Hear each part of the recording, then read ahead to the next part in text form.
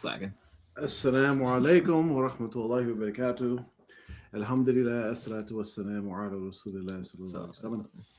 Welcome to the R2F show. Thank you for joining us tonight. And we have a good one planned for you with Ramadan coming up next week, Wednesday or Thursday, depending on the, the moon sighting debate, whoever wins that battle. Yeah. So you're going to be starting next week regardless. So we're going to get our show in and get some Ramadan advice and some tips on various topics that commonly come up during Ramadan. If you have any questions, comments, feel free to type it in the chat. We'll try to address them before the end of the show. But the first topic we have on hand is just a brief, bird's eye view of fiqh regarding fasting. And we're not going to go into great detail because we all should know the nuts and bolts of it, but we'll cover some common misconceptions, especially if you weren't brought up in, certain groups, maybe certain Sufi groups or cult groups, or maybe you just don't know, maybe just, uneducated in certain things. But we're going to talk about some of those things first. So the first thing I wanted to mention was about when the fast actually starts. Because some people are confused about when the fast actually starts. You hear people say that you can eat.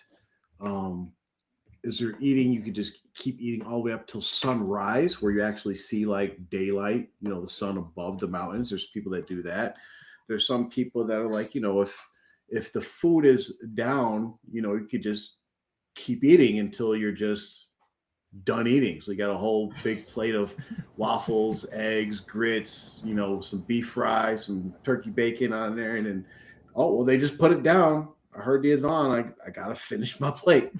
Then you got some people that's on the other end, which is not that bad, but like you have to stop eating 10 minutes before Fajr comes in. Mm-hmm. Well, the truth is that you start fasting when the adhan for Fajr is called. When Fajr comes in, because you might not be in a masjid where you can hear the adhan or whatever, or you might have an app that you have an alarm clock, whatever. But whenever that minute says that Fajr starts, that's when you stop eating. If you have food directly in your mouth or water, yes, you finish chewing, you finish swallowing, and you drink that. You don't keep eating a whole meal. But that's when Fajr starts. So that's the one I wanted to bring up first. Do you have any other reminders for our people here? I have just one real quick, because this is a story from I was working on a mosque with my father during Ramadan, and this Muslim brother comes up to him and he's drinking water, right? So I was like, "Hey, why are you not fasting?" He's like, "I miss Suhoor." So if you miss Suhoor, that doesn't mean you can just not. He was like 40 years old, so you don't get to just not fast because you miss Suhoor. So that's a common one. Yeah, that's a good one. Yeah. Yeah. Basically, that's the main thing is you want to stop as close to Fajr as possible. So when you hear the adhan, you stop.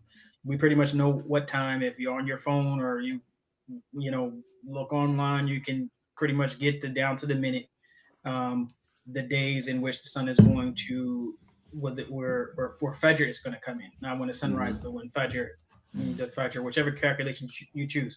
There's a few different calculations that the time may vary or whatever. You just go with the one that you normally use, or you can go with the earliest one if you want to feel like that. But whatever one you use, you just use that one, and you know what time is going to come in. You plan to be finished by then, and you can eat all the way up until the adhan app, whatever, goes off on your phone, and then okay. And you can even, a lot of them you can look at, it'll go down to the second. It literally takes down to the second until Fajr is gonna. So 2-3 seconds left, you stop eating and you're good.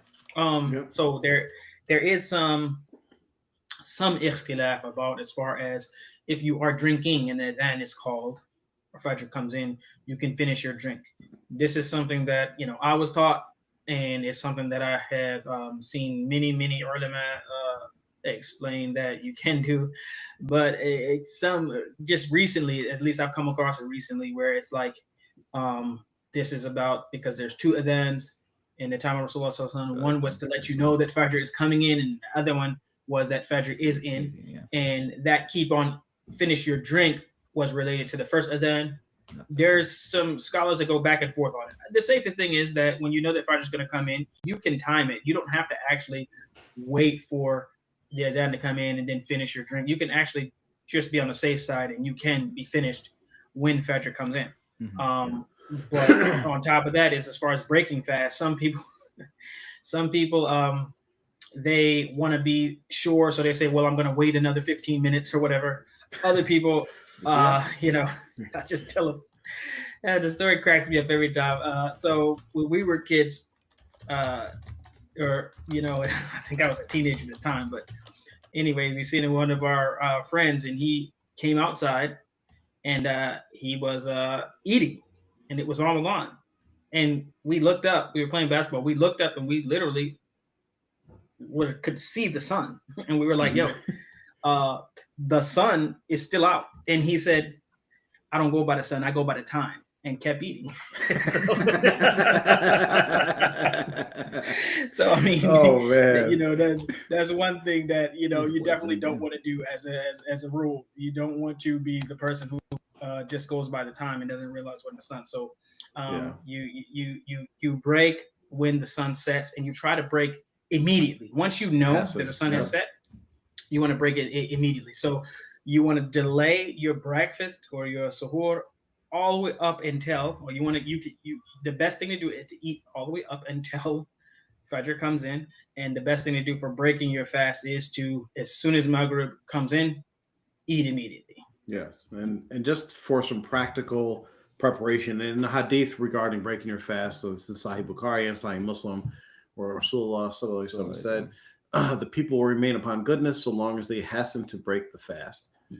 So that's the support for that. But just some practical ways that you can implement this is, when you get up to eat breakfast, finish your food well before it's time to, you know, start fasting, and have the last thing that you're actually finishing up is like your water, your liquids, because you could just keep sipping until you see, okay, I got 1 minute left. Okay, I'm going to stop drinking to be safe.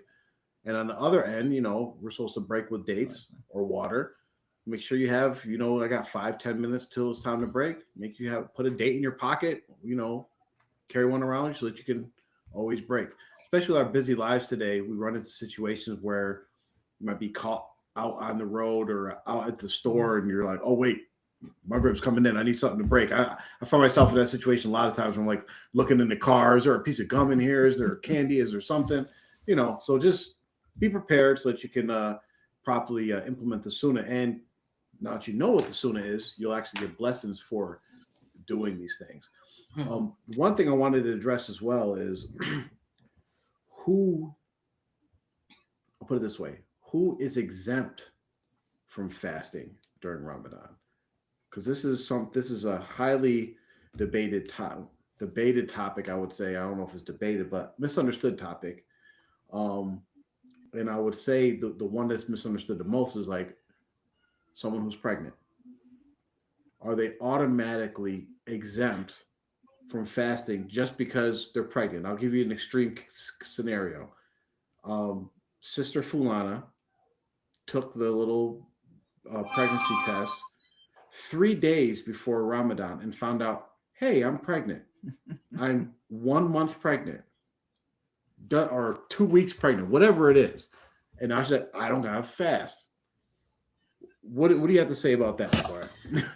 So the pregnant woman has to fast. Okay. In general, as a rule, every person, even including the pregnant woman, has to fast. The baby that the pregnant woman is carrying is going to get the nutrients first.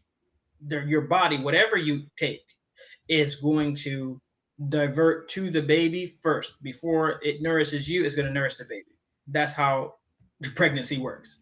Mm-hmm. And so therefore, if the woman feels fine, or even if she feels like, man, I'm fasting, then know that your baby should be fine, inshallah, because the food and the nourishment goes to the baby first. So if you're okay, as far as it's not, now if you are to the point where you're unhealthy and you fasted and you got sick, or you are too weak, you feel like you yourself are too weak to fast, then that's something different. But don't think, well, man, I'm fasting, I don't want to harm my baby. I can do it, but I don't want to lose it. it really should not have an effect like that because the baby is going to get it first. That's like saying that's like you putting up uh, a dam, but you're downstream. Well, I Yeah. don't want to affect people who are upstream. It's not going to affect them because it's coming to them first. Yeah. And for the pregnancy exemption, it's a case by case basis, and you have to have some kind of hardship to be exempt. You just can't automatically claim a hardship when there is no hardship. Yes, there are some pregnant women that they have a history of maybe difficulties with pregnancies or things like that, but just don't automatically take that exemption. If you are physically capable of doing it and there's no medical reason for you not to do it, then you should try to take advantage of that, because I know many people who every time they were pregnant they just didn't fast, and you have people who have years, like multiple years, like 5-6 years of Ramadans to make up. And I know, anybody that is married or has sisters or mothers or whatever that go through this when they have to miss a week for the natural reasons why you get exempted for fasting, and they have to make those days up. Sometimes it's very hard for them to make those days up, So just think about that and just don't automatically jump on that. Look into it, and if needed, get medical advice from a Muslim who knows about these medical things, because any non-Muslim doctors will be like, "Oh, no, don't fast. You can't do it, baby." Yeah, exactly. Yeah. I remember, just for instance, I remember, I know some ladies that have, decades worth of Ramadans that they have to make up because they were always pregnant or nursing, or menstruating or whatever, and so. A woman who has a baby every other year or every 2 years or whatever is gonna be pregnant or nursing for almost, maybe 20, 30 years straight is possible. And so I know some people are like that. I remember just, and now that I think back of it, I think, man, it's just so ignorant of a thing to do. But, my wife gets pregnant and we just asked some old lady that we knew, should she fast? He was like, no. And that was the thing. This was the movie that we asked. Like, and it's just like, it's just ridiculous, And so I just think back, like, it's just so, this is one of the examples of why you have to really, really take seeking knowledge, at least what you need to know. Fasting is one of those things seriously, because you're not only responsible for yourself, but if you have a wife or children who are looking to you for, maybe, of course, my dad knows, Dad just asked some old lady. He was like, no.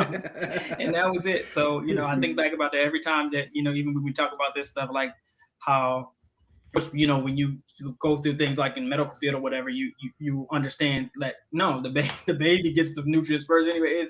You can fast. So many times I've seen where many women had fasted while they were pregnant and were perfectly fine. I think the babies even may come out even a little bit more, jacked up, because not jacked up in a good way, like energetic, because I can tell you some of mine, it was no effect. My daughter. We have a question from the audience that says it would be cool to ask a woman who fasted while pregnant, just for reference, how the fast went. My wife, every time she was pregnant, fasted, and she said it went the same as when she wasn't pregnant.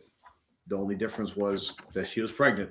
That's it. Regular annoyances of being pregnant, but the fast went just as well. So, and so every woman's different, right, with pregnancy. But some women go through a period where, like, they actually, you got to force them to eat stuff. You know what I mean? Like, it affects everybody. So, everybody's different, but just don't take that exemption lightly. Like Mark said, having decades to make up. You're probably not going to do it. Let's go ahead and be honest. Well, I had someone tell me, and I asked about, like, what are you going to do? Like, oh, my kids are going to make them up for me. Word? That's a You better strong open bet up. right there. Listen, you need to open up a restaurant and then just start giving away food.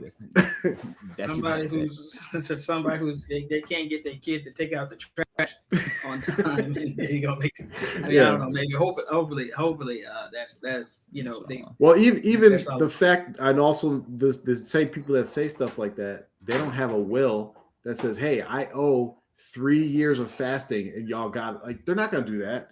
The kids don't know that they got to make up fast for their parent. Like it's just, sad, unfortunate. Okay, the next thing that we have on our list is so a lot of times, and I mean, I'm one of them.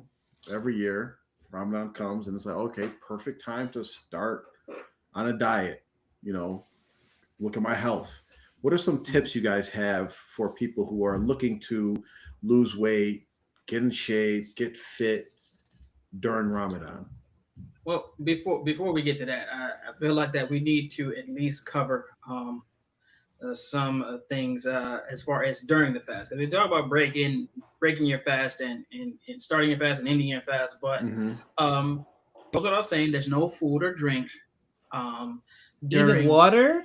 No food, no drink, no water. And we laugh, but there are some new Muslims that'll tell you, man, listen, I all I did was drink water, and it's like, bro, you didn't do there's no water. Yeah. So there's no food or drink or smoking.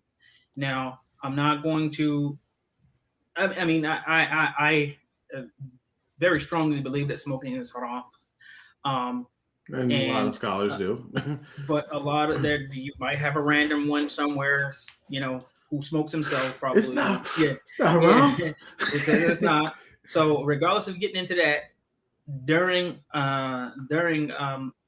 fasting, from what I understand from how people smoke, it is something that goes into your you ingest it. Mm-hmm. And even sometimes it goes into your stomach. Now, I'm not sure why, but the point is that you definitely don't want to be not only smoking, but also on top of that, smoking during Ramadan and just ruin your Ramadan. So no smoking either for those people who may have that issue. There's no sex, intercourse, or let's just say intimacy, either with another person or alone. I hope we understand what that is. So there's none of that, even just goofing off. I hope I don't have to be too explicit, but there's none of that. All that stuff will invalidate. Affect your fast. Actual intercourse is going to break your fast for sure.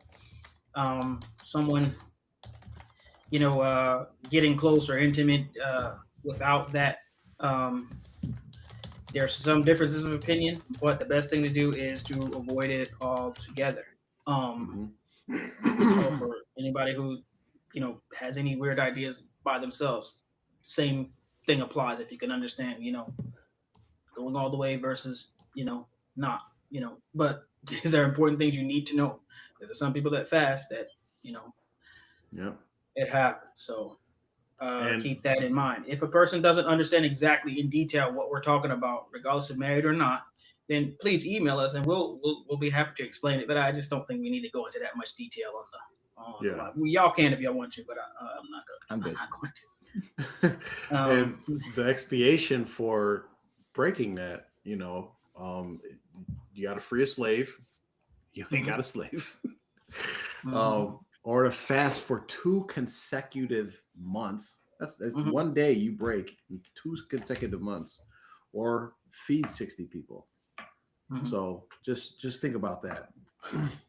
So no things like gum. You can't chew gum. You can't. We talked about smoking, but those are things. But you can brush your teeth or use miswak that has flavor. You can brush your teeth with mint flavor or whatever the case may be. As long as you're not ingesting, eating, swallowing the toothpaste, you can brush your teeth as many times as you feel like it. I got a rant about this because one of the things I'm so pissed off about being in the cult is all the years we went thinking that brushing your teeth broke your fast. So all those years I'm going to school, going to work, around these people. Yeah, like you try to talk to somebody, you just try to like, yeah, well, why are you looking over there? Like, yeah, trust me, all them years, you could just simply brush your teeth, man. That's just it's crazy. Now you can't take a peppermint or a Tic Tac or anything like that, but you can brush your teeth, and just the way you normally do. Just don't swallow. And then some of the miswaks, they have some flavor or something to it. This is fine. You're not, as long as you're not chewing and biting and sucking on the miswak and then swallowing, then that's something else. But you brush or use the miswak and then you spit and then you're good, inshallah. But Allah knows whether or not you're trying to, ingest something or whether you're just trying to clean it. That's that. But the other thing, just real quick, pregnant person can fast. Breastfeeding is optional, and you can breastfeed. But if you're fasting and your milk goes out, then what could happen is that you won't get your milk back. So. What a lot of times, like my wife will do is she'll go every other day. If she's breastfeeding, then she'll do every other day, and usually that keeps her milk from drying up. But if you're a person who, if you fast one day, your milk might, or you already have trouble with milk production or whatever, or the baby is just born. Well, if the baby is just born, then you're fine anyway. You're gonna be 40 days, and you're gonna miss the whole Ramadan anyway because you can't fast, postnatal bleeding. Yeah. But if it's a situation where you're breastfeeding, my advice would be try to sneak a day in there. Try to get a day, and then if you can get two, great. If your milk starts to dry up or go away, then take a day off. But try to at least do every other day or something like that. That way you don't have so many days to make up. So there are some opinions that as far as making it up the actual day versus if you're in a situation like that, because a lot of women will wind up missing a lot of days, whether or not they can just pay something or feed people for the day instead of even worried about having to make them up, because it does wind up being a lot. The last thing about that during the actual fast, as far as people who are sick, people who have diabetes, people who have any sort of, they have to take medication at prescribed times or whatever like that. That's something that you have to look at as far as, is it going to harm you? If it's going to harm you, or it's going to put you in some serious distress or something like that, if you delay your medication that you're taking, or if you need to eat at certain intervals because of your condition or whatever, then you actually don't have to fast. But what you do need to do is you do need to make sure that your reason for you saying that you have to eat or have to take this medication is actually sound. Like, you can't be like, well, my anxiety, so I got to take my, if your anxiety causes harm to you and other people, then okay, inshallah. But I would say consult with, someone who's knowledgeable about your condition and its effects, and whether or not you should fast or not. So in general, if it's going to harm you, you do not have to fast. يريد الله بكم اليسر ولا يريد بكم العسر. He wants ease for you, and he doesn't want hardship for you. So you don't have to fast if it's going to cause you a hardship to where you could be negatively affected, even if it's for a short amount of time. Yeah. And this reminds me of another thing, that there's a common misconception about traveling. Yes. Where individuals, there's certain groups of individuals that believe there's more blessings in fasting while you're traveling when you don't have to. Like you're giving up an exemption for Allah and it's going to give you more blessings. When in fact, there's no blessings for fasting or not fasting. There's no difference, right? There's even some minor opinions that is like you get more blessings for actually not fasting when you travel, for taking up Allah's blessing or relief that he's given you. So when you are traveling, and we don't want to get into what constitutes a traveler, because that's going to be a long discussion. But if you are traveling, according to what your understanding and is of traveling, you don't have to fast. Like Mubarak just said, Allah wants ease for you. And if it's going to be a hardship for you, you don't have to fast. Now, me personally, I usually fast anyway, just because it's easy for me to just fast usually when I travel, because I don't eat that much anyway. And it's than me making it up later. It's harder for me to make up days than it is to just let me get it done. Because those, we'll talk about this later in Ramadan, but those I think the hardest days to fast for me out of any time of the year are the 6 days after Ramadan. Yeah. Like what? It's why I can't. Why Why is it so challenging? Yeah. Yeah, I usually fast when I'm traveling, if I am traveling, because one thing I usually don't eat. You know, y'all know me about me in the airport. I will not buy food at the airport. You don't want that $10 bottle of water? Nah. No. Bottle of water. I would not buy that. I would not buy that $13 fillet of fish. I'm not gonna do it. So I do not eat at the airport anyway. Or really on the plane. I mean, you're not gonna eat that much. It's like if you're flying. Yeah. Like if you got an international flight, then they hook you up. They have some good food on the plane. But you taking a domestic flight, you only getting some peanuts. I mean, it ain't worth breaking the fast over. I'm about to say. Yeah, you can fast, but normally I don't because same thing Dr. Griffin said. It's harder for me. Like I like to stay on target. You know, yes. I don't like to have. I'm already in the routine. Yeah. So I would rather just even if everybody around me just eating, you know, favorite food. I'd rather just fast and get it over with. You know? I'm about to say I'm the same way because it's not like traveling now was like back then when you're in the desert and you're walking on foot or by camel in the sun. You're in an air conditioned car, you're in a plane in the airport. Like it's so comfortable and chill. Like come on now.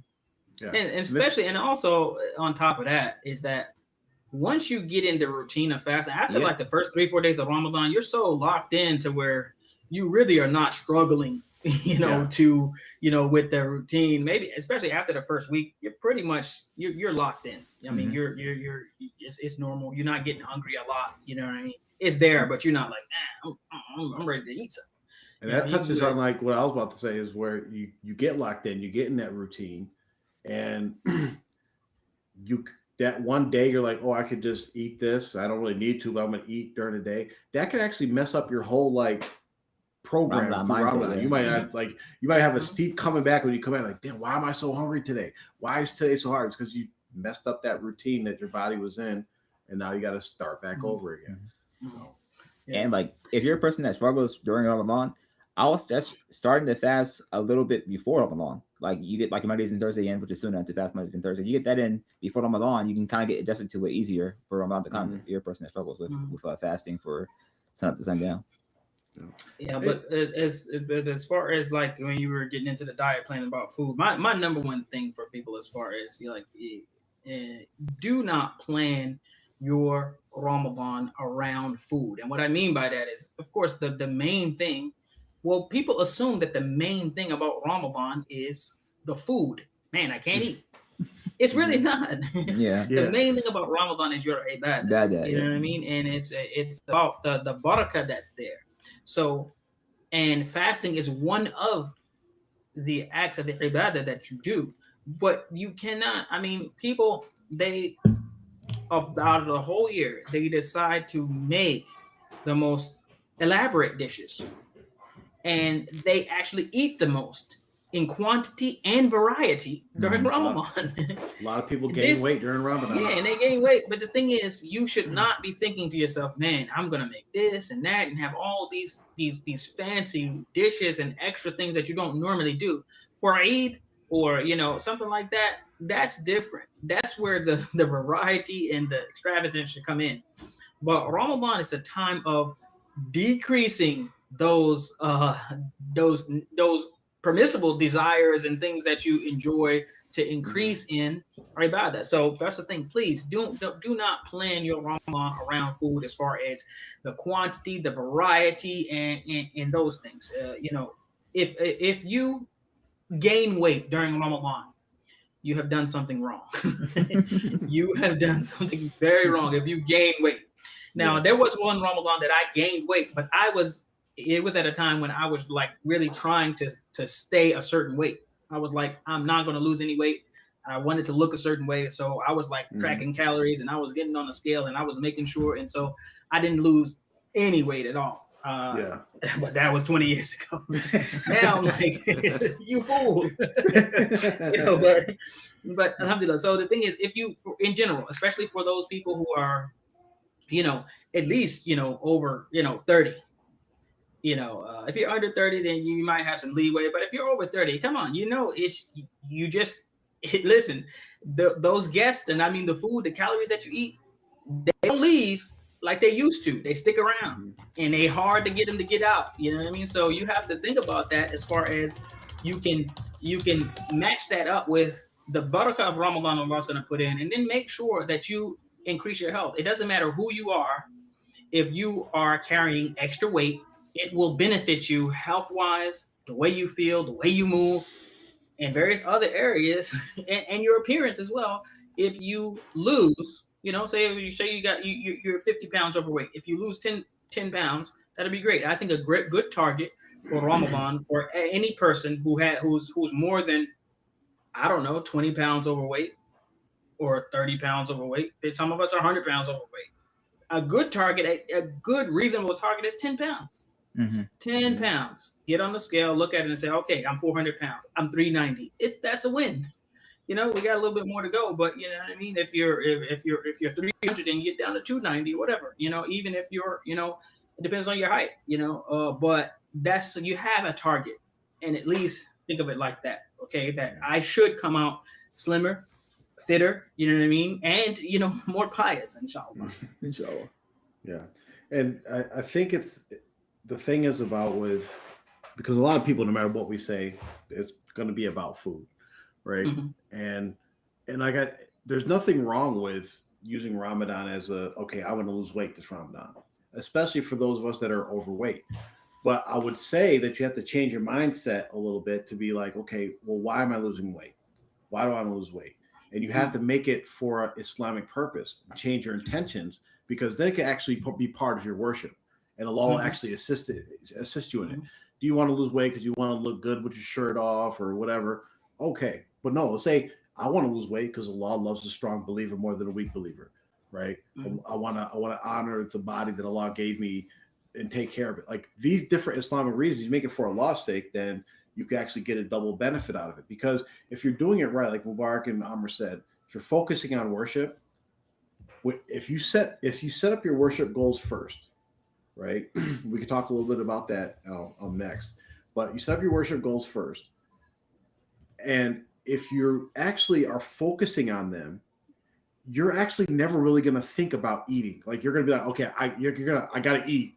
Let me eat, and I got to get back to finishing my juice today, or finishing memorizing this ayat or hadith or whatever it is. You're gonna be sleeping, worshiping, and then barely eating if you're doing it right. So you're gonna lose weight naturally. So there's that. Set realistic goals, right? And with any diet, we can have a whole different discussion just about diets in general. It's more about setting up like a new routine for yourself, right? And Ramadan, I look at Ramadan for everything, whether it's worship or new diet routines or whatever. You look at it as this is the preseason, right? If you're looking at sports, this is preseason right here. Preseason is actually harder than the season, because preseason you're setting up everything so we can be successful during the season. We're lifting weights, we're practicing every day, we're doing all these different things, right? We're running, we're getting in shape. And it establishes these habits that are going to take you through the year, right? So Ramadan's the perfect place to don't worry about the diet or whatever. Set up new habits so that when you come out of Ramadan, okay, I'm going to start this diet. Well, I've already reduced my appetite. I already reduced my portion sizes. I've already been intermittent fasting. All these different things that you could easily all right, now it's time to hit the road running. So look at it like that. Don't overburden yourself. Like my brother said, focus on the worship, and it'll all fall in place. Oh, you're muted on us, Mubarak. Yeah. My game plan for Ramadan, as far as the eating is concerned, because one thing that I've noticed is that if I drink coffee in the morning, and usually I put protein in my coffee. Like that's how I like sweeten it. So I'll put a scoop of protein in the coffee, whatever, drink it like that. So I mean, sometimes it might be 100 calories or like the most 200 or something like that. But for the most part, so I'll put protein in my coffee. But if I drink that, I literally, and I start doing my work or things that I normally do with the kids, whatever, and I won't even think about food. I don't get hungry, and I can go all the way till Lord time after whatever. And the only way that I wind up even thinking about eating anything is when my wife will say, "Oh, do you want something to eat?" And I'll say, "I wasn't even thinking about food." And every Yep. time I'm locked in, I'm doing whatever I'm doing. I'm not like you're not even thinking about food. You just like, So I mentioned that to say that this is the reason why I say for my plan is that I'm going to flip it, and I'm actually for iftar, which this is hard to do when you're around people who like to eat or whatever. But I'm just this time I'm going rogue this Ramadan. For iftar to break my fast, I'm just gonna have the coffee with protein that I normally have in the morning. Mhm. And then as far as doing ibadah and Taraweeh and all that stuff, and then after I'm done with Taraweeh, then I may or may not eat if I'm hungry or something like that. I'm pretty sure I'm going to be offered lots of food, but Right. my plan is to just when I get done to go to sleep, and then to wake up. Of course, I'm going to get up early, wake up, and then for breakfast. Last Ramadan, I started doing that. I would just eat 2 or 3 eggs, Mhm. and then have a cup of tea or a cup of coffee. I'll probably just have a cup of tea, and I won't be hungry until it's already time to start fasting. Yeah. So in that way, really, I won't be really eating that much. I will have the energy to really, really dig into my ibadah. As soon as Maghrib or Isha comes in, I'm getting it in. Um, Light breakfast in the morning, and then hopefully I come out of this Ramadan, chiseled and jacked. You know what I mean? My That's my my plan. Ramadan plan is the same. I do the same thing every year, pretty much. Is like for suhoor for breakfast, I just drink water, Mm. and then I just go all the way till iftar, and then eat my meal. I make sure I count calories, just make sure I'm not over. But you actually, after the first week, you don't have to count calories because you eat that first meal, you feel full no matter what you Hmm. eat. Mhm. And then, like you said, even if you do get a little hunger cravings after Tarawih, you're like sleep, eat, yeah, sleep. Yeah, I was telling this to Joffrey before the show went live. It's just for me, for supporters, it's always just I have a cup of water and like 3 dates, and then I'm typically good for the whole day. The only time I ever get slightly hungry is half an hour before it's time to break your fast, and I'm making dinner. That's it.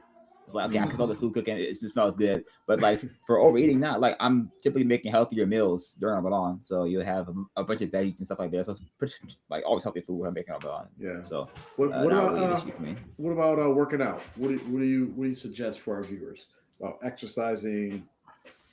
I believe in My work. walks. Yeah. Go ahead, Shay. I was during like, when you're fasting, I believe going for walks is it's pretty easy. Like walking is a very low like energy exercise. You can walk 2-3 miles. Then after you break your fast, you can obviously go to the gym or whatever. So just it really depends on how you're feeling. Because a lot of people try to do too much, and they're not used to that. So don't go like a full on. I'm gonna do freaking a full hit workout during Ramadan while I'm fasting, and now I'm passed Yeah. out at the gym. Well, with that attitude, sir, I will never be stronger than Dr. Griffin. And that's my goal. I can't be thinking about not. You got 11 going months, all shit. out. You got That's 11 not an months, shit. option. You got 11 months to get to Joffrey, all right? 11 That's months not off an the year. option. I got a I'm just saying picture for of me. him. I got a picture of him up in my garage, my work at my gym, and like I got him on the punching bag. It's about to be Joffrey's No, about to listen. New PR, 500-pound bench press. Like, all right. But seriously, no, taking it easy, slacking is not going to help me reach my goal. So no, but yeah, my workout really doesn't change that much. Mhm. Sometimes in Ramadan I would work out like after Taraweeh, but I wound up like I really don't like to stay up that late. Mhm. I'd rather go to bed and then get up early. Yeah. But so I probably will try to work out like either right before Maghrib or right after Maghrib, between Maghrib and then work out, and then because I don't work out that long, Yeah. I'm not going to be in there for hours. It's going to be 45 minutes or less, really usually about 30 minutes, 20 to 30 minutes is what I do in a day. Yeah. So it's really not going to change that much for me. Yeah. I just got Dr. Griffin target acquired. That's Chase. pretty much the same as me. Is like I try to everything in my regular life before Ramadan, I try to keep the same, just so I know like how I'm increasing. You know what I mean? Because like for me, if I take an hour out of what I normally do, I mean, not worldly stuff like watching anime or something, like something I like usually do. Like if I take an hour out of working out and substitute that for worship, I'm like, oh, I'm not really doing anything extra, right? Like I just substitute it. So I keep the same workout plan, but like Mubarak said, you shouldn't be working out for hours. If you're doing that anytime, you're doing something wrong, right? There's a more efficient way to get what you need. And I would suggest that everybody has different workout goals or whatever, but I would stay away from high intensity cardio type stuff, like marathon running where your heart rate's really high. Like say walk, the slow jog where like you're not really jogging, you're still kind of walking type stuff if you want to do that. But yeah, keep it short, keep it efficient. Like this isn't a Ramadan workout thing, but I don't actually like working out with people. Yeah, I mean, go to the gym with somebody and they're like, "Hey, let's talk about this. Let's talk about that." And I'm like, "Quiet, bro. I'm trying to get on the bench, man. Lift the weight, like half an hour, 45 minutes, and go back home, bro." Yeah, you're over here talking about your freaking goals in life. Yeah, like I just want to get it done. Like like I said, it takes 30, 45 minutes at the most to do your workout. You know, So what about we talked about ibadah? Let's talk about Taraweeh and ibadah, game plan, settle some debates maybe. So that's the first question. 8 20 rakats. 8 or 20 rakats. Listen, I mean, I'm so tired of that debate or whatever. It's clearly 8, by the way, but still. But the thing is, I mean, the thing that people, I think they lose sight of in Ramadan is they get distracted with food and they get distracted with Taraweeh. And it seems like odd to say Taraweeh can distract you, but listen, Allah says that كُتِبَ عَلَيْكُمُ الصِّيَامُ كَمَا كُتِبَ عَلَى الَّذِينَ مِن قَبْلِكُمْ لَعَلَّكُمْ تَتَّقُونَ, so that you can be God-fearing, so that you can be righteous. So that you can be one of the muttaqeen. And if you just look in Quran, all the people that Allah lists and associates with being min al-muttaqeen, those who are God-fearing, it's the messengers and the Sahaba and people from Bani Israel who were good, the good ones. Okay. And so if you just think about that, all the people that Allah mentioned in conjunction with being muttaqeen, and Allah is saying that He kutiba alaykum al-siyam, that He prescribed fasting for you so that you can become la'allakum tattaqun, so that you can become one of the muttaqeen, so you can be God-fearing, then that means that's the target. That when you go into Ramadan, your thought is that this is going to get me a step closer to those people, and I'm going to be righteous by the time I get done. Or at least I'm a step closer to being, one of the muttaqeen. So if that's the goal, there's no way you can be distracted with food for sure.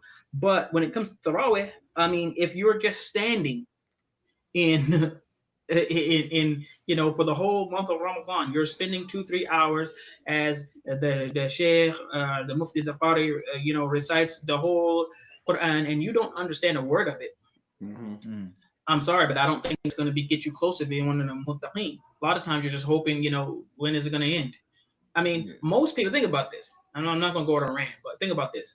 Most people that are standing there, at least in America, or that don't speak Arabic, and even some of the Arabs that don't understand Fusha, and they don't speak Fusha, and they don't understand the Quran, you're standing there, and you're thinking to yourself, when is this raka'ah going to end? Yep.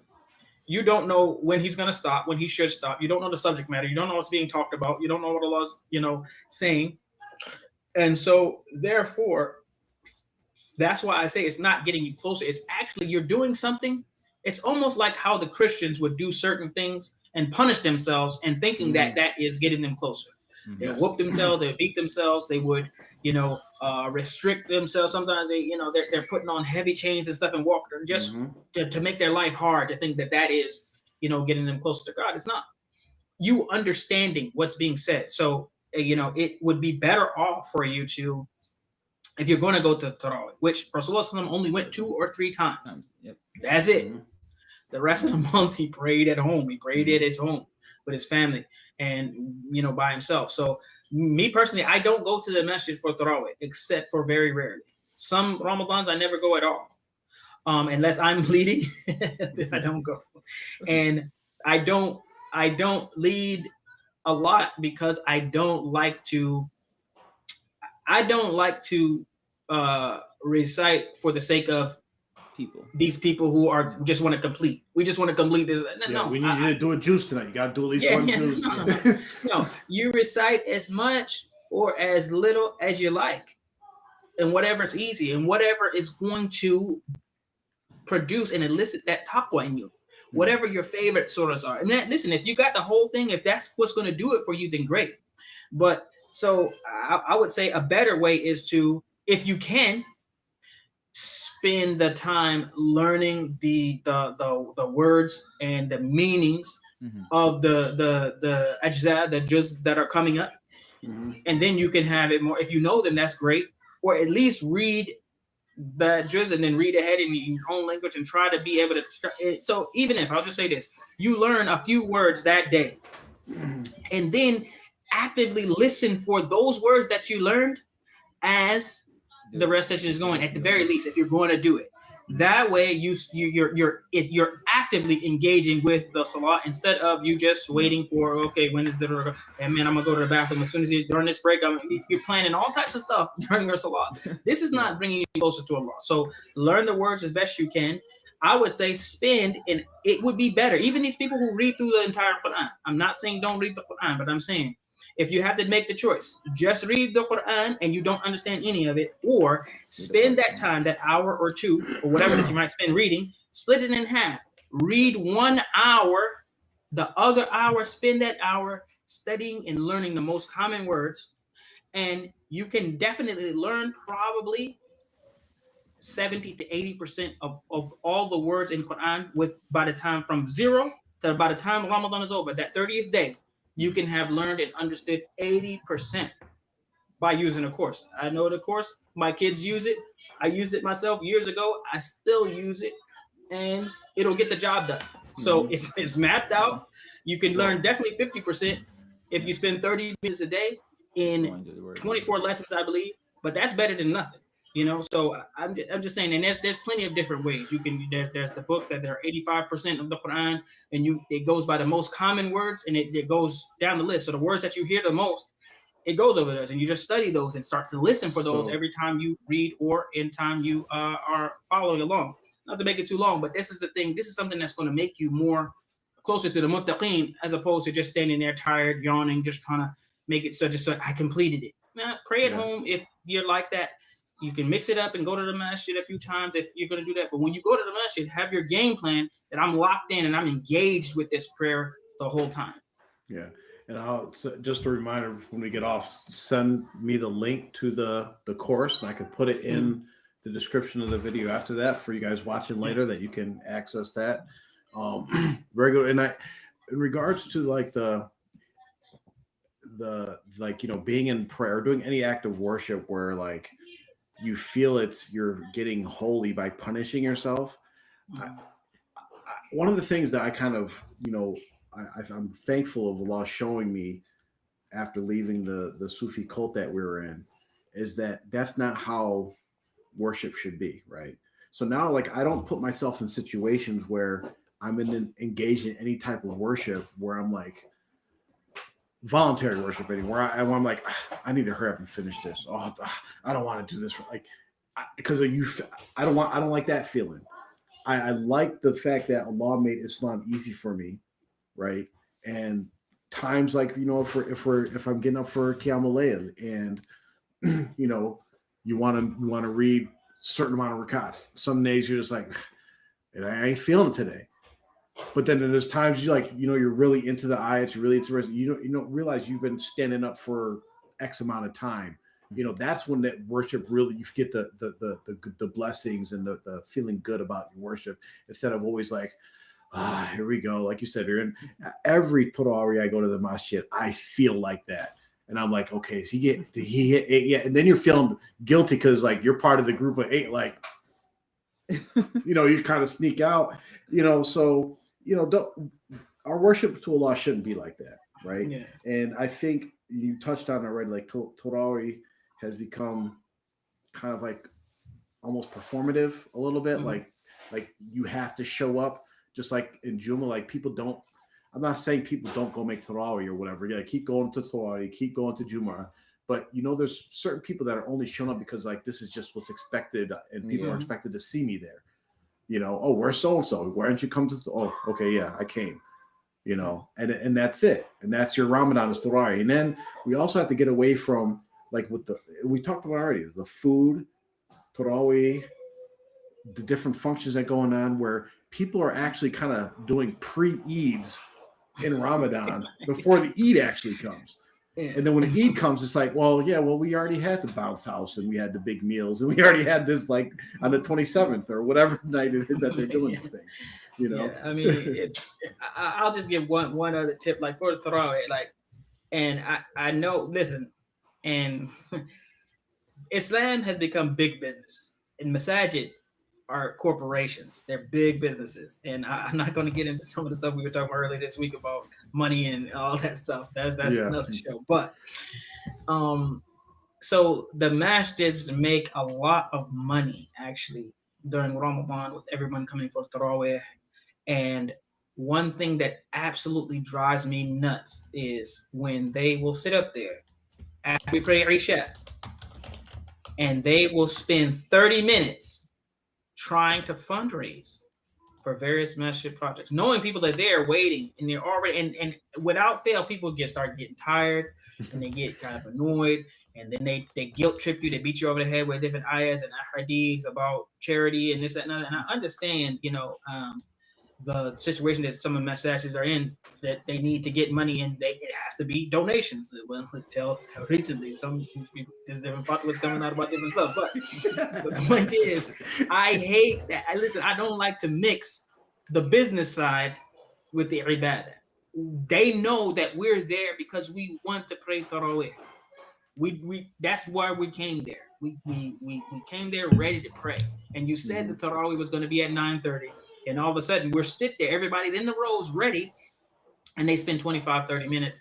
Yeah. They bring some special speaker up. And then sometimes they have 2 or 3 people. A board member comes up and says, right before we pray, and we need this and that. So I'm like, nah, I'm not going to do that. But one thing that I will say that is very enjoyable, I find enjoyable, what you can do is you can pray your Taraweeh with your family. So you have sons. It doesn't matter what age they are. If they you can let them lead. I mean, they'll enjoy it, with whatever little or big surah that they know. And you recite the ones that you know the best and that you like the best and that you understand the best. Make your 8 rak'ah, make your witr. And, trust me, you having a short 8 rak'ah tarawih in which you recite one short surah or one page or whatever, or you let your son, whether he's 6 or 12 or however old they are, to lead, and you're engaged and locked in with that. It would be better to me, as far as the khushu' that you have in the engagement, than to just force yourself to go to the masjid every night. I'm not saying don't go to the masjid, but think about it. Why did Rasulullah only go? Now he's not going to have an issue with khushu', but no doubt that he would have some understanding of how people would be having these issues that we're talking about, and why he's giving you the options, giving you the out to pray at home. Go to the masjid sometimes, pray at home sometimes, and mix it up. Yeah. And so that you don't have to be like that. But these masjids, I mean, really, the reason why they're like, every night at Taraweeh and everything is an event or whatever, is because they make money. And sometimes this is the biggest fundraiser of the year for the masjid, and they can fund the masjid for the whole year based on Ramadan. So you just have to balance between, do you want to be the product or I don't want to make it like that, but you understand what I'm saying. You're being used kind of during Ramadan by some of the masjids. That may be the way that they have to do it, but you are being used. So you have to weigh that and make sure that you're getting the best out of that Ramadan instead of getting caught up in that race of, oh wow, where were you at yesterday, brother? You didn't come? You didn't come to the masjid? Yeah. Where you been at all, man? Listen, I tell them straight up, I've been at home praying. Been at home, and I'm not shy about it. So we got to mention this, that because some people, there's a fabricated hadith out there that associates a certain amount of blessings with making Taraweeh a certain amount of nights in a row. Like, you make it the first night, you get this. The second night, you get this. Yeah. And it's like, completely come on. Rasulullah, who supposed to have known about all this, just skipped all that. He didn't go. He didn't go to. Y'all do it. Y'all got it. I'm good. Shit. No, that hadith is not authentic at all. Yeah. There's no truth to it whatsoever, and Allah knows best. Yeah, and I would say, like, I always tell people that, at least this is what I do before Ramadan, which I'll probably do this weekend, is with anything you're trying to do, you got to set goals. Like, just don't go into Ramadan where you're just like, okay, it's Ramadan, I'm just going to just jump in and I'm going to, no, set some goals. How much Quran are you going to finish? How much Quran are you going to memorize? How many hadiths are you going to memorize? How many pages of tafsir are you going to read? Whatever it is, set some goals. And there's a method to setting goals. If you're going to set multiple goals, which I suggest you do, you can just think about this. You do small, medium, large, right? You do a small goal that is like, okay, I'm definitely going to get this. Like, inshallah, I'm going to get this done during Ramadan, right? A medium goal, like, okay, I'm going to have to work to get this one. And then you set a goal. It's like, yeah, I probably won't finish that, but I'm going to try to, right? And it's, I don't know if you ever heard of that concept of, make your bed in the morning. And it's like, you make your bed in the morning because it's like the first small goal you finished, and it kind of sets you on track to have a good day. Well, that small goal is that making your bed in the morning, right? And just but at least whatever your strategy is for setting goals, do set those goals and have a plan. Write them down, put them up on a whiteboard in your house. Do it with your family. So it's like, okay, hey, how are you doing on your goal? How are you doing, Mike? Like, help each other out. Like Mark said, it's a family affair. I don't know the exact hadith, but there's a hadith about Rasulullah, like, this has to do with the last 10 days, about him getting his family together and like really emphasizing worship during the last 10 nights of Ramadan. But it's the same concept. It's a family affair. Teach your kids how to set goals. Work with your family members. Get with your wife or wives and do the same thing. And that way you actually have a plan of how we're going to achieve this, taking advantage of this month by planning for it ahead of time. Just don't jump in and wing it, because you're not going to get anything done. Yeah. I was about to say, for me at least, it's about setting realistic goals for you that not only can you do during Ramadan, but keep them up after Ramadan. Because Ramadan is a chance for you to springboard yourself into a better Muslim, right? So all the sins that you may do prior to Ramadan, be it music or whatever, for example, if you can leave that behind for 30 days or 29 days, however long it is, you can possibly leave it alone forever. So that way that sin isn't staying with you for the rest of your life. So use Ramadan as a chance to try to springboard yourself forward, because it's a platform to build upon. Not just, hey, it's one day and after I'm done for the whole month, I'm back to my sins. Yep. And I would say, look, what you can do is you can identify 3 things, right? You can identify something that you are doing that you really need to eliminate, right? You think, I really need to stop doing this. You identify that one thing. You might have 10. I mean, a lot of us, we have different things. You say, listen, just try to identify one thing and say, this I should eliminate, right? And then one thing that you are not doing at all that you think, I need to add this. Okay, so you eliminate something, and then one thing that you say, man, I really don't do this, but I need to add it. Let me add it during Ramadan and try to keep that momentum going. So you eliminate one thing that got to go. Add one thing that you haven't been doing, and then one thing that you are doing, man, I really can do better. I can do more. I can increase this. I can do better in this area. So pick those 3 things. One thing you're doing, do it better. One thing that you're doing that you know you shouldn't be doing, get rid of it. And one thing that you haven't been doing yet that will be beneficial for you, add it in, and then try to keep that momentum going throughout the year. Great advice. So how do you handle all the constant iftar invites, masjid programs during Ramadan, all these different things that are going to be going on that, are these good things or bad things? How do we handle it? I personally, I went from feeling like I had to invite people, especially when I 1 year I think we got invited so much. It was a thing where so many people just inviting each other. You had to make a schedule for whose house you're going to, when, where, and when you're going to come back to there. So it was like, I was like, man, it became exhausting, really. Yeah. But like, if someone invited you, you had to reciprocate.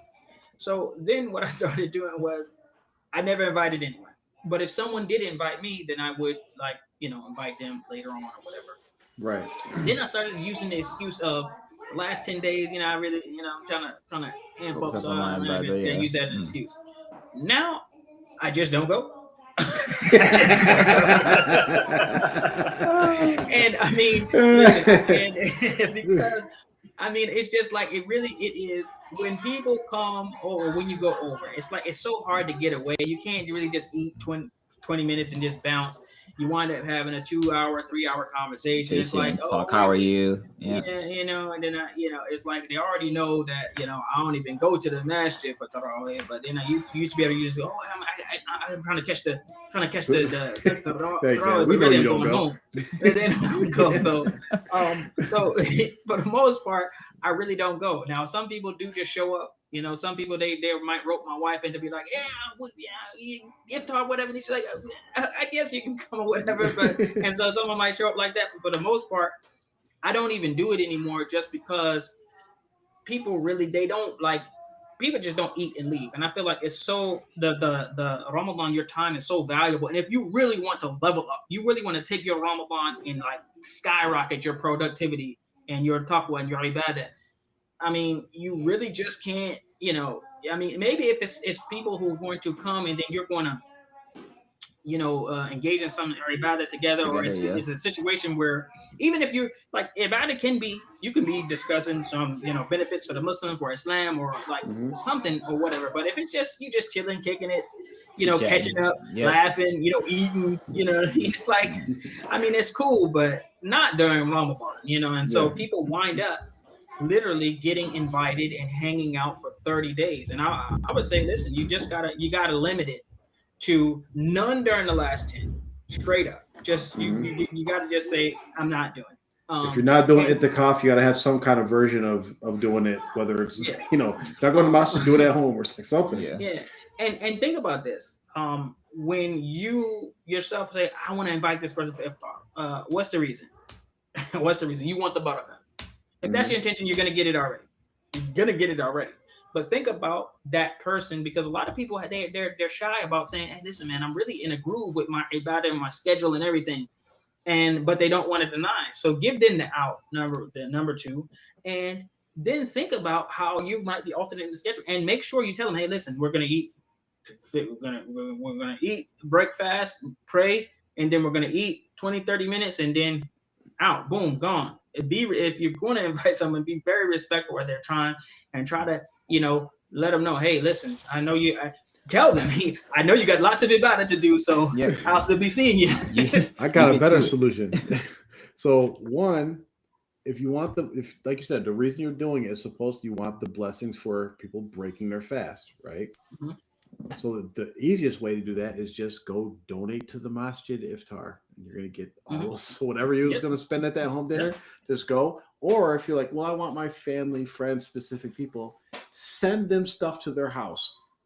Here's a package. Here's the iftar package with some dates and a few containers of food. Alhamdulillah. I know we usually try to do at least one iftar at our house when we invite our family over, and it never happens. People stay and talk, whatever. So we're prepared for that. But we give them the iftar, and then we have stuff in container. Like you want to roll out, take the container and go. It's like we're not serving on plates and ready to go. Yeah. There you go. You can go if you want. No one leaves.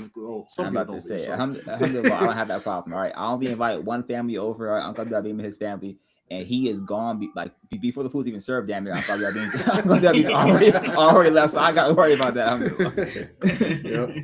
It's just on that theme, and this came up a few times already with like, we got to stop making like the bad part of Ramadan the spectacle. We're making it every day into like this Eid. Like we got to do this. We should be about worship. And yes, there is blessings and feeding people and all that, but people you're going to get the blessing for giving everybody in the masjid a date for breaking their fast. Mm-hmm. You'll also get blessings for giving them dinner, but guess what? You got more blessings by giving them that date to actually, or that glass of water to break their fast, not the big bowl of biryani and curry and whatever. Listen, Jafar. I'm glad you mentioned something. Listen, I'm not. This is not a racist thing. But when I go to a masajid, I do not want 7 pakora, all right, and 3 samosas. I don't want heavy fried food when I'm trying to break my fast. This is not racist. But I don't need 7 pakora and 3 samosas, bro. Just give me some dates and some water. I'll be okay. Well, Mubarak mentioned something that brought, like, that time period for when you break your fast, right? Make maghrib, eat a meal. If you're caught up in, like, we're just sitting here talking, that's a very crucial period, because we know as black men, very highly contagious to catch the itis at that period. You can imagine. And then Isha comes in and you're like, oh, man, you're already tired. But I do want to mention, as well, that there's been plenty of times where by the time, like, you literally begging for Isha to come in because you're so tired. Like, sometimes I would tell the kids straight up, I'm not praying Taraweeh tonight, and I would make my kids pray, and I would get up and pray later because that way I can have my quiet time. But depending on what you eat, some of the stuff that you eat, man, boy, it'll drop you, man. Especially if you sit down and just relax. A little bit after it's hard to get back up. Walk it off. Few giggles in, and it's a wrap. All right, so. Now we have to address this because I'm pretty sure if they're not out there already, we're going to be seeing clips of them. And the clips are going to go something like this. Brothers, do you not love your wife? Right? Aren't the best of men the best of their wives?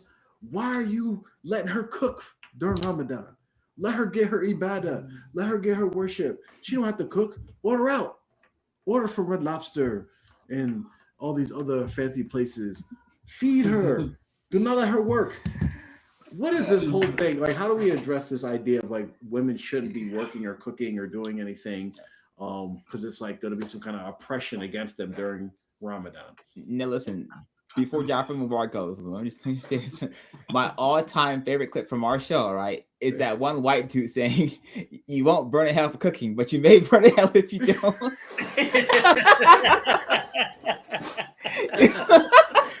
Bars. I had to throw that out there. Rashad to Philly moms.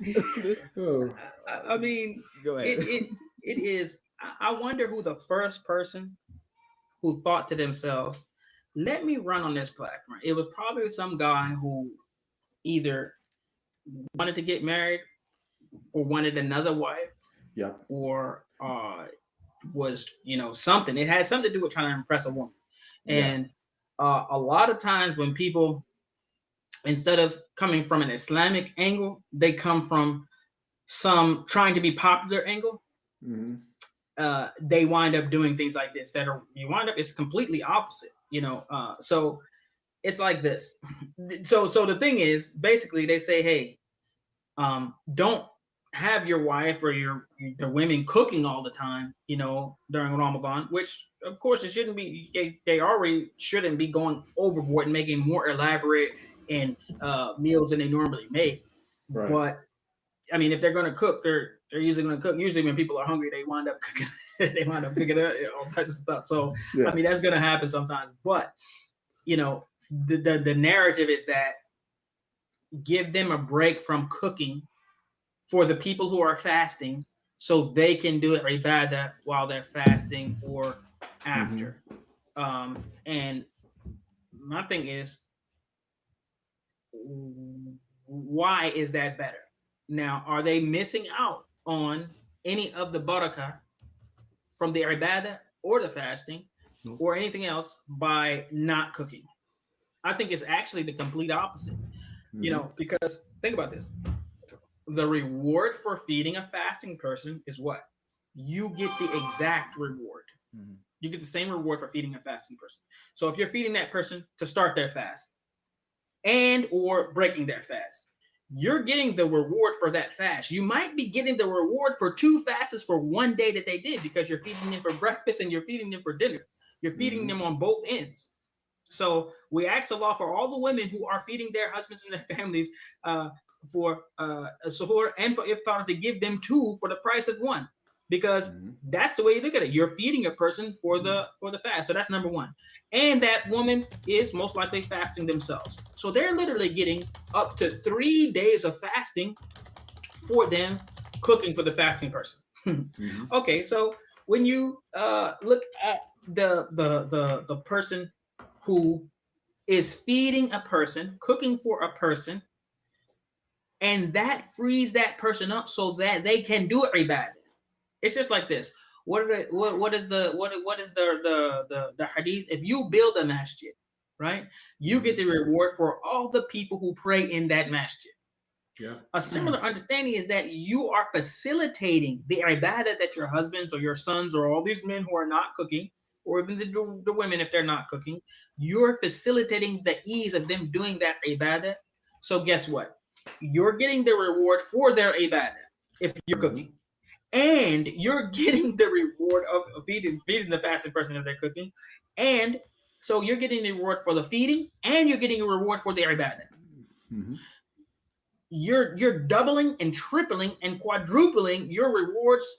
Even if you did no ibadah, you're still getting. If your husband sat and read 10 juz in one day and his food showed up right on time, you would get the reward for that, because he did not have to cook. He didn't have to do it himself, and you facilitated it. So you get the reward for it, and you didn't even do it, and you get the reward for cooking. So your intention should be, I'm going to make this Ramadan easy for the people who are fasting, including myself. I'm going to cook for them. I'm going to make sure that they don't have to worry about the food. I'm going to serve the food so that they can do as much ibadah as possible. You're going to get a reward for all of it, and you're going to get more reward than they would, because I'm not going to get any reward for cooking.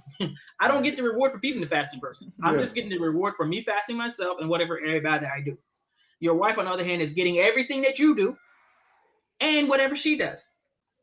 And just think about the hadith where it talks about every good deed is multiplied like by 10 or up to like 700 times, right? That's just regular good deeds.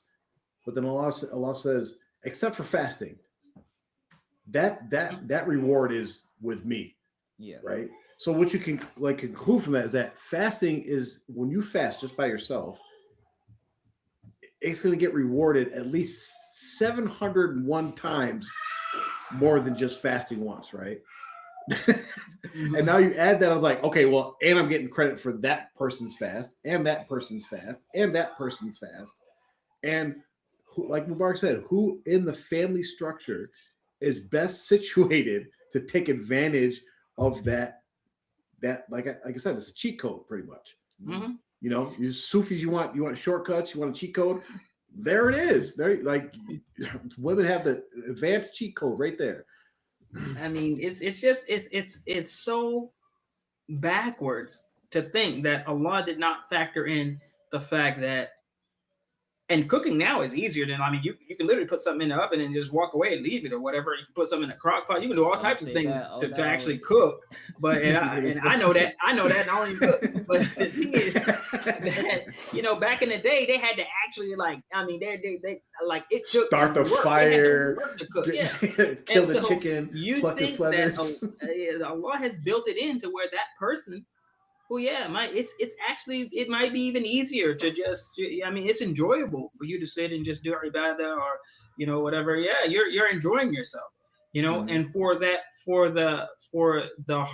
hardship, and for the woman maybe missing out on that, if she does miss out on it due to cooking a lot, then she's still going to get more of a reward than the one doing the ibadah that she wants to do. So that's the consolation prize. So you're going to win it. You're going to, even if, and I forgot one other thing. This is the thing. That's why I say you can even quadruple it, because number one, you're getting the reward for the fast that they did. And if you feed them on both ends, you might get the reward for 2 days instead of one. And you're going to get the reward for all the ibadah that they did because you facilitated it. And if you truly intended, you want to do the ibadah, but you can't, especially if you normally do certain ibadah, then Allah's going to give you the reward for it anyway. So you're going to get 4 times the reward of your husband just by saying, yes, I'm going to cook. And look, and this, everything we talked about just kind of connects, because what's like when we like you mentioned it at the beginning when we started talking about this. Like, what's the purpose of it? Let's dig deeper. Okay, let's say the problem is a woman comes to us and says, I am cooking for my family and I don't have enough time to do the ibadah that I had planned for Ramadan. I'm calling Cap. Well, let's just say it's true, right? Because it could be true. Because if you look at the other stuff we talked about, what is all the effort that a lot of these women are putting in?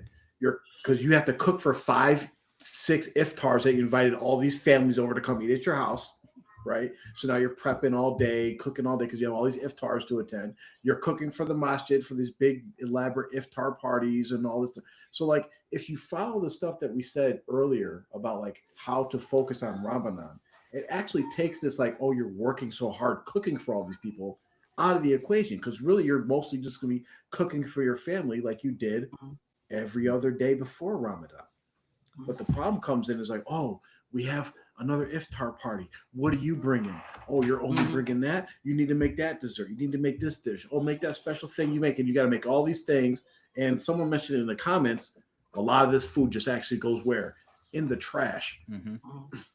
I'm about to say, sometimes we be eating it for a couple of days. I mean, yeah.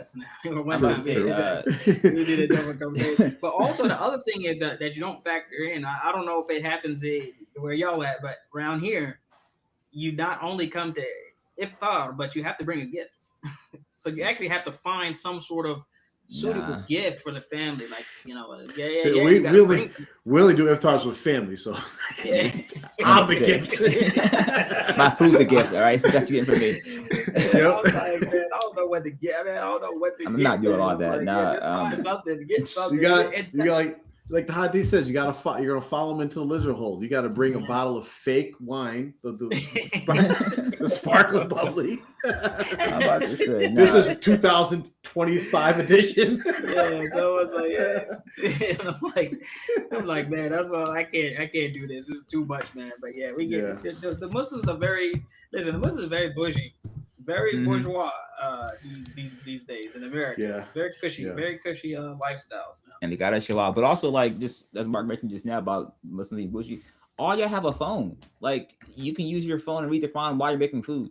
You have a phone stand. Like there's so much, like, you can listen to the Quran while you're cooking the food. Like, there's so many things. So, like, the excuse that I was cooking, so I couldn't do ibadah as well. Like, you can't multitask. You can't read the Quran and also listen and also make food.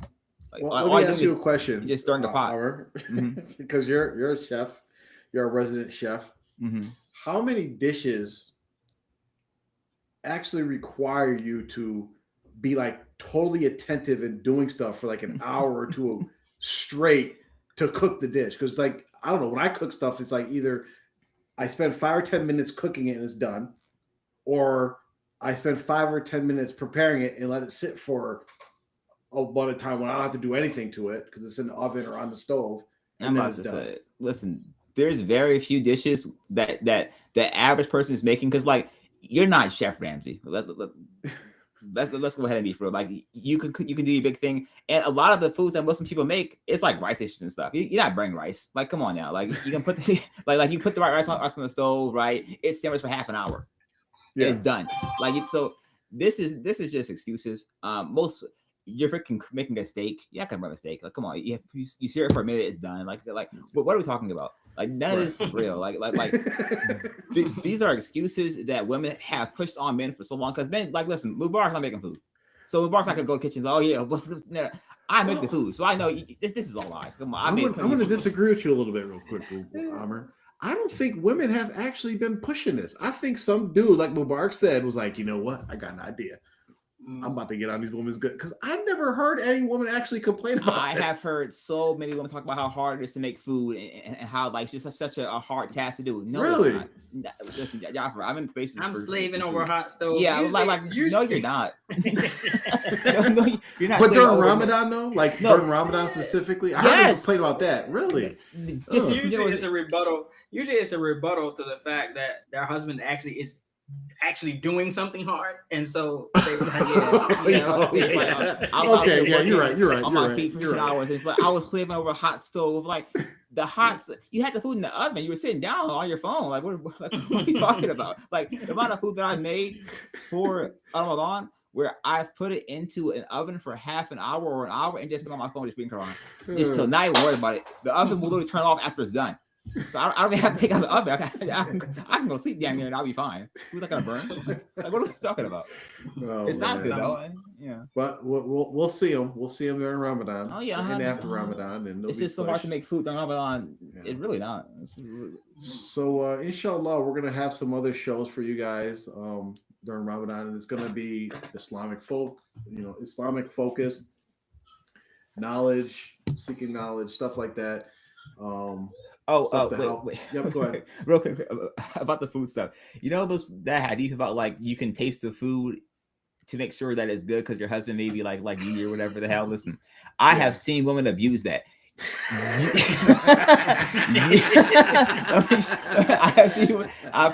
see them abuse it. Like, properly, bro. Listen, if you can't cook, just say that because you don't know where you have to taste the food that many times to see if it's good or not. Like, what are we talking about? Your husband doesn't even care. I have to say that real quick. That's what the abuse for. So hold on now. They're the same ones that haven't fasted in 10 years. Yeah. They fast. They tasted the food. Yeah, hold on. This is much of salt. Is it tender enough? Bro, what? Oh, yeah, Allah. I can't lose weight. I don't know why I can't lose weight. You know, mix them a plate with sides and everything. Talking about I'm tasting the food to make sure. I promise you that food is good, bro. That food is good. And drinking everything. Oh, the recipe. Yeah, hold on. I have to wash it down. Tea is good too. Mashallah. But yeah, Jaffa, you have your show in like 3 days, right? Chef? Oh yeah, Sunday. What time? Islam Answers, YouTube. It's going to be at 3:30 our time. Hold on one second. Let me check. It's going to be at Sunday at 3:30 p.m. Eastern Standard Time, 8:30 p.m. at UK time. It's gonna be myself, Sheikh Nordine, Brother Haji, and Danish Qasim from In Sheikh's Clothing. We're gonna be talking about the Greensville Trust. He's milking it situation. So what's that? That boy Jaffer's milking it. He shout out to our brother Kareem. You gotta milk everything. Yo. Yeah, I'm about to say. That's how. Oh yeah, and I'm gonna be on. I gotta work out the details. I'm gonna do another interview about my cult experience. Here he goes again. I was in a cult. They have a podcast, so we'll set that up. I mean, this guy is so. What did he say about you? That we keep drumming up our past trauma about the cult. I know this doesn't have to do with it, but just so if anybody's watching or anybody watches, we don't have any trauma. Right. In case you can't tell. Any trauma from the cult. None. In case you can't tell right now. Talking about our cult traumas. Like we would probably say it if we did, but literally, I don't think about any man, I was so traumatized. I don't even think about it like that. I just think about how silly people are for still believing it or any other type of I mean, but no, there's no trauma. Sorry. Yeah, exactly. The cult stuff, just especially the people that are in the cult that we came from, it just boggles my mind. Like we recently got a technical assistance request to get information about the sheikh to support their belief. Like, nigga, what? He was like, "Hey, listen, I'm not off the juice here. I'm still in the cult, but listen, Jaffer, you transcribe the most from the sheikh. So can you help me understand more about him so I can love him more?" Like nigga, what? What do you want?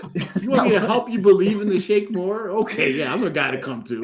Stuff that we've been calling shirk and bid'ah and stuff for the past 8 years. That's the and the thing is, right? And like, we're not going to expose the person, but to say in the thing, like, I want to keep this confidential because you know why, but nigga, you're in a cult. What the fuck?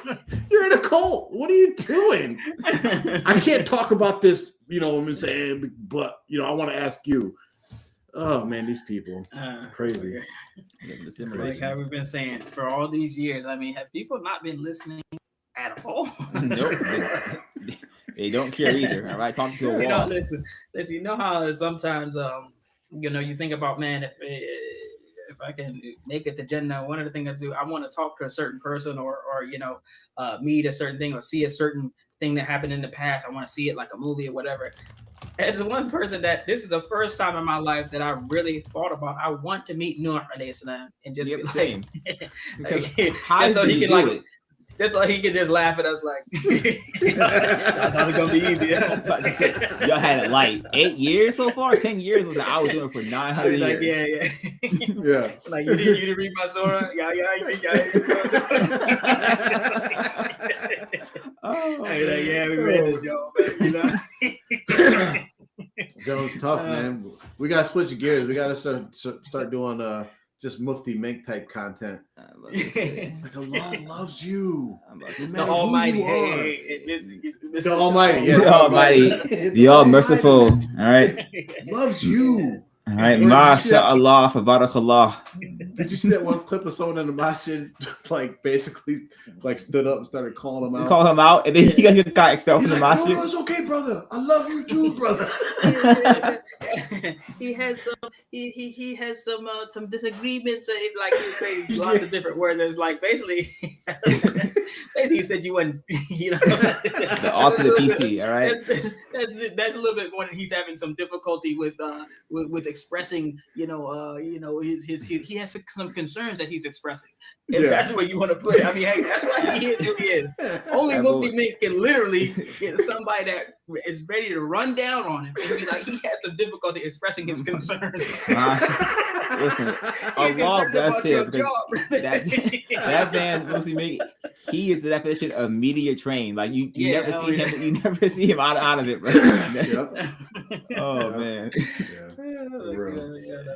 Yeah. All right, y'all. We're gonna see y'all maybe next week. We'll see, because it'll be the beginning of Ramadan. We'll see how the time works out. But we'll be back during Ramadan, inshallah. At least before the Eid. Wait. Yep. His brother wants to know what's the best place to spend the last 10 nights for itikaf. What's the best place? If any of y'all brothers know the best place I sure that you can spend the last 10 nights. I sure do. Listen. There is this place overseas, right? Okay, where not just anyone, all right, Hazrat Ali, all right, one of the 4 Khalifas of Islam, right? He went there, all right, and killed a giant family and a demon, all right, and that is where you can go, all right, to pray. Hey, listen. Right? You know how crazy the last 10 nights at Lahut Lamakan would be, bro? I mean, listen. But listen though, like I have a question for Mubarak and Jaffer. What do I do after it closes, though? Like, after the cave closes, where do I go? I'm trying to begin to come. You gotta go to the Lahut Lamakan sponsored hotel down the hill. Oh yeah. I'm just imagining, like, like those raves where they have the people like the glow sticks. They gotta be doing that there, right? Oh, for sure. Listen, I think it's safe to say that you do your last 10 in Lahut Lamakan, ain't none of it getting accepted. That's about who might be there too. That's who might be there with you. Yeah. Right out. Yeah. Right. Do this. All right, y'all. All right. Assalamu alaikum wa rahmatullahi wa barakatuh. All right, we are off the air. MashaAllah. That is hilarious. Man, this person had like